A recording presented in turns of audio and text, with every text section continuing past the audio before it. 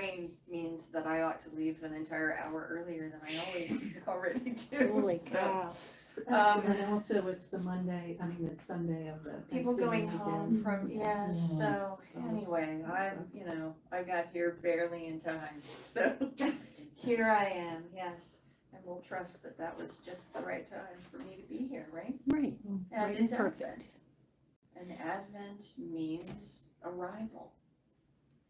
I looked it up, like, yeah, it means arrival in particular of a notable person or event.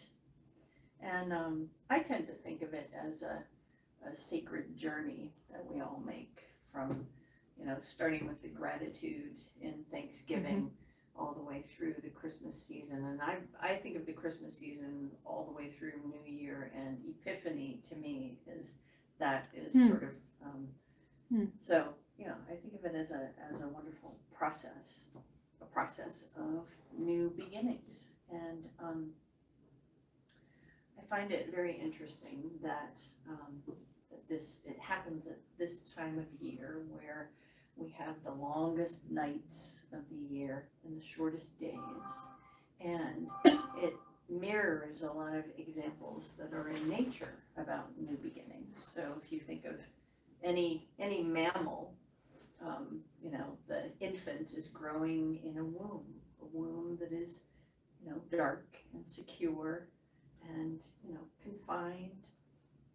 And there's that kind of, that sacred time, that sacred space, no matter how long. I should have looked up to give us different times of how long a mother will carry, different, and it'd be great if I had those facts, but I didn't do that. I'm just thinking of it now. That's a great idea. I should have looked that up. But any of us who are parents, know that, from conception, there's this long time where things just are, growing and expanding, but it's all kind of confined. It's in darkness. And even if we look at the world of plants, of course, every seed starts underground, in the dark peace, and quiet. And eventually, as it grows, it comes up into the light. One of my favorite quotes is from a minister named Kelly Isola, and it's a simple quote, but it's something that I reflect on frequently. We grow in the dark, we bloom in the light. Interesting. So when we think of the phases of our lives, a lot of times our growth happens in phases that we would think of as darkness. And then once we are through that growing phase, then we bloom into the light. So, and in our human lives here, there are a lot, I always notice with the change of the season, there are the folks who really thrive on lots of sun and warm temperatures and things like that. And at least here in Central Virginia, where we have 4 seasons, I always hear a lot of complaining about it's going to be cold, and then we still are doing this time change thing 2 times a year, right? We hear that it might be coming to an end sometime, but then all of a sudden there's this quick change, and all of a sudden it's dark so early. And I don't know if you all are, if anyone here or anyone online would go, oh yeah, I'm one of those people. So it can be a really hard time for people, and so a lot of times there's some grumpiness associated with that darkness, and we also have a history of having a lot of scary stories around the dark, right? Things happening in the dark. And here in this modern world, we actually have all kinds of things that hold back the darkness. I mean, just our modern lighting keeps us. I live in the city of Richmond, and so I can say it pretty much is never actually dark, because there's a street light out front, there's a light in the alley, there's a light behind the neighbor's house. It's never actually dark. And depending on where you live, you may or may not have an experience of what it's like to actually be Anybody here, you live far out enough in the country that it actually gets dark? Anyone? I got one hand up. Oh, another hand up. But for a lot of people, that's a rare experience. I remember when I first witnessed it, I grew up in the suburbs. I grew up in Springfield, Virginia. So, I mean, in the suburbs, there's just constantly light also. And, even when it's nighttime, if you can see the sky is still kind of, if it's cloudy, the sky is still sort of glowing. There's kind of like a purpley kind of thing to the sky. And one of the things that I did in my life, which kind of shows a pattern for me of just sort of like leaping or pushing myself into different things. When I graduated from high school, I just really needed to get out of the house and go and push myself and learn things about myself. And my dad was from Wyoming. And so I had been back and forth to Wyoming a number of times, and I can't remember how I did it, but I set myself up with a job on a dude ranch in Wyoming. And my father couldn't complain about it too much because his mother was still in Wyoming. So I apparently had the whole plan worked out that grandma was going to pick me up at the airport, drive me to the ranch, drop me off, and then at the end of the season, she would come and pick me up. And so I had the whole thing all worked out so that, he couldn't question. My mother wasn't the questioning one, but my father would have, he liked to have opinions. So there I was out in a ranch called the Triangle X Ranch outside of Cody, Wyoming. And it was such a glamorous life of doing dishes and scrubbing toilets. Right. And then having Right. days where we basically would have to, what's called ride fence, basically go along and ride along a fence and check and nail up any part that had fallen down, that kind of thing. So very glamorous. And there were, and I remember distinctly because I had never experienced it, the first night when we were we had a bunkhouse that those of us who were working there slept in. And then we were in the lodge and there was a large group and we had fed them dinner and we were doing dishes to the point that it was dark outside and we needed to go from the lodge to the house. Well, when you're outside of Cody, Wyoming, and it's dark outside, you literally cannot see your hand in front of your face. It is that dark. And none of it, and we were all like, 17, 18, maybe the the leaders among us might have been like 19 or something, but nobody had a flashlight. Oh, wow. So we literally kind of formed a human chain with whoever was, had been there a couple seasons out front, sort of leading, and literally, to lead our way from this over here to that over there, which wasn't a far walk, but it was, just absolute darkness. And the wonder of seeing the night sky in that kind of environment, I had never seen such a thing, because it was like seeing a black sheet of paper and just, like a handful of salt thrown across, just so many stars that you had no idea were there. You could actually like see the Milky Way. And so it was a level of darkness that I had never experienced and that most of us in, our modern lives don't ever experience. We tend to have little lights on our devices in our home that are shining in the night. We might have a night light here, that kind of thing. There's not a whole lot of darkness. But in nature, darkness can be that absolute, that deep, that the function of your vision is no longer relevant. Just like in the womb, just like a seed that's underground. And the darkness that happens in this time of year, in Advent, is a wonderful signal to us. It's a great reminder for us to slow down and feel your way from one thing to another rather than just sort of charging along in your usual way. It's a time to rest, a time to heal, and it's a time for waiting, just like waiting for a baby to be born, waiting for a plant to bloom. So there's a benefit to leaning into that waiting space, that space of quiet, and tapping into patience, which can be a real challenge for a lot of people. Anybody have an issue with being patient? Ooh, I see a hand up in the back. And, I can do it. And in our modern lives, we just turn on the lights and keep going, keep going, keep going, keep going. But I think there's a lot for us to learn by, nature is here telling us, shh, calm down, get quiet, just reflect. So when I was here a couple of weeks ago, we talked about, the topic was the dance of love and fear. And we talked about how, how fear is actually a sign of love being present, because it's showing you, hey, this is important to you. So I think that the darkness that happens in Advent similarly invites us to look into our own shadows.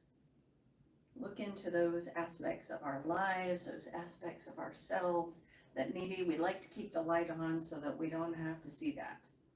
But this is an invitation to look at the unloved aspects of ourselves, those memories of times when we really didn't do our best, and what can we continue to learn from that, and that rather than our usual way of turning on the lights and turning on the machine and going and going and going, is to actually turn and look into these moments, into these aspects of darkness, and befriend them, bring them along with us. In part of my ministry training, we do these kind of intensive weeks where we spend a lot of time together, and we'll have different leaders come in and speak to us. And I'll never forget, there was an expert on trauma and processing trauma who talked about with those of us who were ministry candidates, about our inclination to just like move on, get over things, get better, all that kind of thing. And her point was that all the aspects of ourselves, and if you think back to your teenage self, your childhood self, your young adult self, and where that person was, and the things that were going on with them, and the things that might have gone wrong, and the things that went well. Her point to us was that as you grow, as you learn and grow and develop and expand spiritually, you need to bring all of those versions of yourself along with you. And she literally talked about bringing them along and, like physically making a motion of like, come on with me. We're going to do this together. I'm not leaving you behind. Because who you were as a teenager, who you were as a child, still has value and has things to show you. Bring them along. Bring them along. And this time of Advent encourages us to do that and to take some time with that. And to spend some time in the candlelight, in the darkness, spend some time reflecting. Look at memories. A lot of times these holiday times can bring up memories of how things used to be that we miss, or that might be prickly memories or things like that, and to bring all of that along with us into this space, and be able to say to all of our previous selves that was hard, and you did your best. And let's see what we have right here, right now, in this moment. So the theme for this part of Advent, in some places you'll see hope, and in some places you'll see faith. And in Unity we tend to combine the two. Mm-hmm. And we refer to a chapter from a verse from the Bible, from Hebrews 11, that defines faith for us. Faith is the assurance of things hoped for, the conviction of things not seen. So that's one that brings in both faith and hope, and that's why in Unity we tend to kind of bring them both forward together. I heard at one point, there's a minister that I learned a lot from, and I can't remember where she got it from, but she said, "Oh, but I've been taught that hope is the parent of faith, that hope is kind of there first, and as we lean into hope, then we're able to move into a space of faith." So, Judy, you already read some things that I was gonna cover, but I'm gonna do them again. Oh, goody. Yeah. I'm so glad. So, from the revealing word, here's what Charles Fillmore has to say. Hope is the expectation of good in the future. It is a quality of sense mind because it is subject to time. Isn't that very Fillmorian sounding? So it's a function of sense mind. So this is an aspect of our human nature. He's saying that hope is an aspect of our human nature, and it's generally us looking into the future. Like, I hope it's going to be a nice day. I hope I will get through this, I hope that I will get that. I hope that things will go in this way. And that is something that we do here in our human nature. I mean, I frequently talk about our human nature and our divine nature. And it's that never-ending paradox, because we are 100% divine all the time, and we're also in these bodies having a human life, and we're 100% human all the time. And what gets our focus is what we're leading with. So when we're all out in our ego and worried about the traffic and frustrated about things or sad about things in our world, we're leading with our human nature. And when we take time to take a deep breath, spend some time in prayer, spend some time in whatever your spiritual practice is, then we practice accessing everything that is ours in our divine nature. So what Fillmore is saying is that hope is something that's a function of our human nature. And I like to think of it when we talk about all this darkness is just that little glimmer of light. I know I've read some books from where, wonderful people have told stories from people, eons ago, and that there would be someone whose job it was to essentially carry the flame, so that whenever they moved from one place to another, that flame would be ready to start the next fire. So hope is kind of like that little flame that's always there, that we can feed and grow into something that is more meaningful in our lives. And it gives us glimpses of future possibilities, being in that place of hope.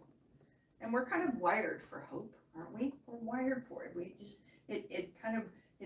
that little flame comes up even in our darkest times. It's almost like there's only so long we can wallow in the dark before that little flame of hope is like, come on, wake up. It works with our power of life, which we'll talk about later on in Advent. So that's hope. And then faith. Faith is, and again, this is from the Revealing Word, so we've got Fillmore talking to us here. Faith is the certain knowledge that our good is ours right now.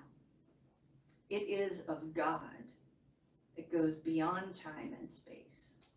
So faith is that, because it's one of our 12 powers, it is that power that allows us to connect with what we call, when we talk about God being good, everywhere present, all the time. It's that faith is our capacity to conceive of that, no matter what's going on in our human lives. So our human eyes might be seeing just a hot mess, but our capacity for faith is always there to conceive of goodness being present all the time.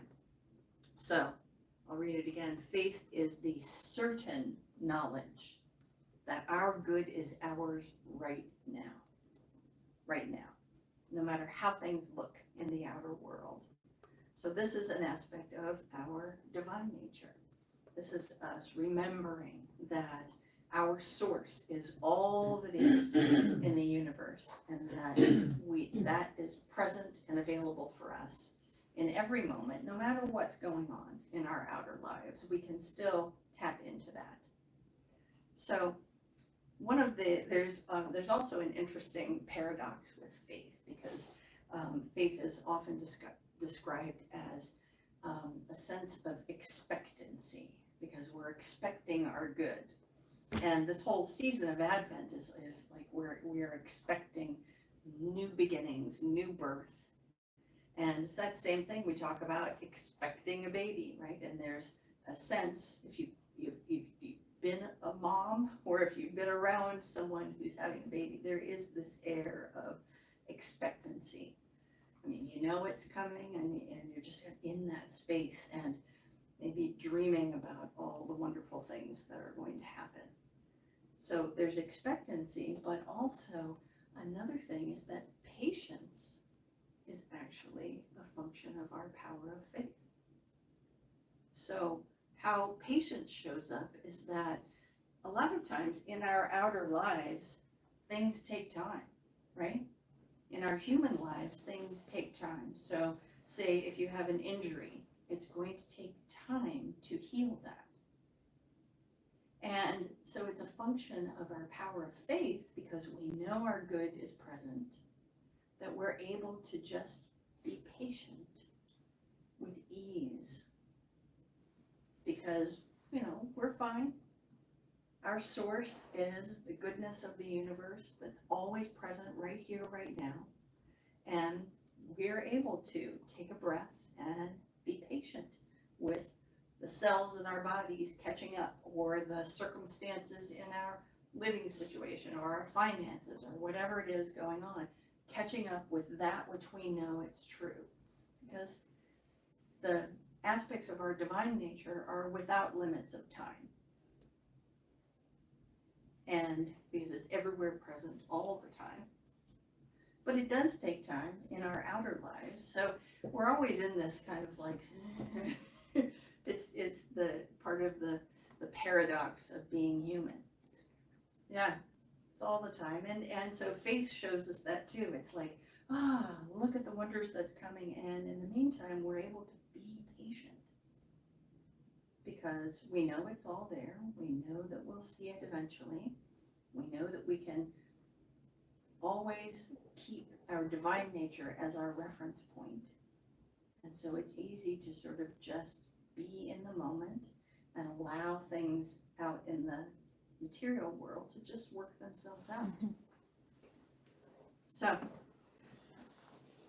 as we move into this season of Advent, just to kind of review, just some things for us to think about. I encourage you to welcome the darkness. In fact, perhaps create some time to just sit in the dark. Maybe you want to have a candle or something, but very often these days, it's like, if you don't have a moment to do something, then you immediately will turn on a device or some kind of entertainment. Just be in the space. Think about human history and all of the wonderful myths of ancient cultures, include the Bible in that. All of these amazing stories came from people who, when it was dark, it was dark. And they might not be sleeping all that time. They're looking at the stars, and they're plugging into the wonders of their imagination. They're not turning on a device or whatever. So allow yourself that kind of space to just be in the quiet, be in the dark, and see the wonders in your imagination. Take time to enjoy the pause and rest. A lot of us get very engaged with activities this time of year. Try to balance that out with just being quiet. Just being quiet. Take time to reflect. You might want to try starting up a particular journal that's just for Advent, just for quiet time. Spend some time in the dark. Look into your shadows. Look into what shows up to say, well, I still feel poorly about this, or I'm still upset about that thing that happened. Take some time to be with your shadows and befriend them rather than run away from them or try to fix them or anything like that. Just bring them along. Bring them along. All the previous moments of yourself that didn't go well, bring them along with you. Sit quietly, embrace what you find there, and allow that flicker of hope around circumstances that you feel are knotted up. Allow that flicker of hope to just start blooming, and allow yourself the space to start looking for the good. Again, kind of in the darkness, without screens or books or talking or any of that going on. Just allow yourself to lean into that expectation of good. And just expand your awareness of that goodness with ease so that you can faithfully move into new beginnings. This is kind of like the preparation phase Right. for all of that. So those are all of our reminders, and right now we're going to go ahead and move into a time of meditation around this, okay? So go ahead and do you want me to turn the lights off? I'll do it. Thank you. Oh. So take a few deep breaths. And if you want, you can allow your outer eyes to drift closed, whatever it is that works for you. Maybe just soften your gaze or focus your gaze on something in your environment. And as we sit right here, right now, I'd like for you to welcome yourself from earlier times. Just welcome all of your previous selves. Just gather them in around you and bring them in to sit with you in this space right here, right now. All your previous selves are blessed and welcome here. Also welcome the energy of your ancestors. This time of year is often a time when we are thinking about how things used to be. So go ahead and welcome those ancestors and your angelic guides to sit here with you, right here, right now. Feel that flicker of hope that is always present. And where do you feel it in your body? Do you feel that flicker of hope in your belly? Is it in your heart? Is it behind your eyes? In your throat? Wherever it is that resides for you, recognize it right now. And invite your capacity for faith to hold all of this with ease, knowing that the good is always present. And from here, let us spend a few moments together in the stillness right now.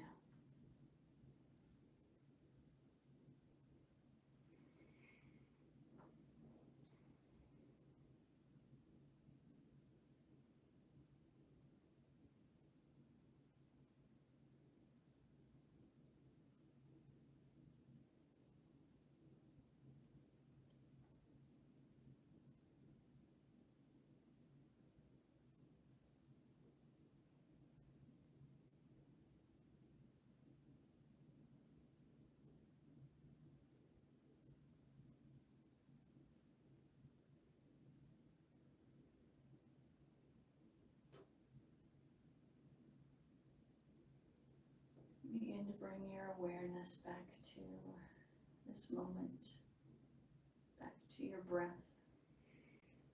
back to the space that you are in, the seat that you are sitting on. Go ahead and wiggle your fingers, wiggle your toes, and bring your awareness back into your body as we seal this time with gratitude, as we always do. And go ahead and allow your eyes to open, and we'll conclude with an affirmation. So here's the affirmation. I am grateful for hope and faith this holiday season. Say it with me. I am grateful for hope and faith this holiday season. Let's do it again.